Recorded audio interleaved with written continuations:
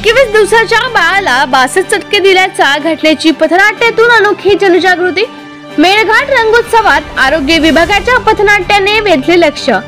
पथनाट्यातून अनिष्ट पंथांवर प्रहार। अमरावतीच्या मेळघाटात 21 दिवसाच्या बाळाला चक्क 62 वेळा डागण्या विळाने चटके दिल्याची धक्कादायक घटना मेळघाटात घडली होती। या घटनेचे वास्तवदर्शी चित्रण उभे करणारे पथनाट्य जिल्हा परिषदेच्या आरोग्य विभागाकडून मेळघाट रंगोत्सवात सादर करण्यात आले।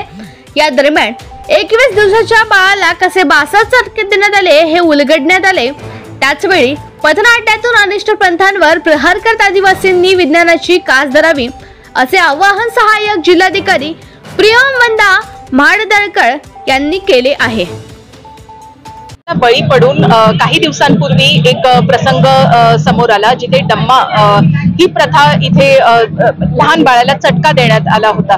तर ह्या अशा प्रथांना बळी न पडता आपण आरोग्य विभागाची मदत घेऊन दवाखान्यात लहान मुलांना आणि प्रेग्नंट महिलांना आपण योग्य त्या वेळी आरोग्य विभागाकडे घेऊन जाऊन योग्य तो उपचार केला गेला पाहिजे। यासाठी आम्ही एक पथनाट्य आरोग्य विभागाने ऑर्गनाइज केलं आणि इथे त्याचं सादरीकरण केलंय। खूप असं एकदम मनाला हळवून देणारं एक पथनाट्य इथे सादरीकरण केलं गेलं।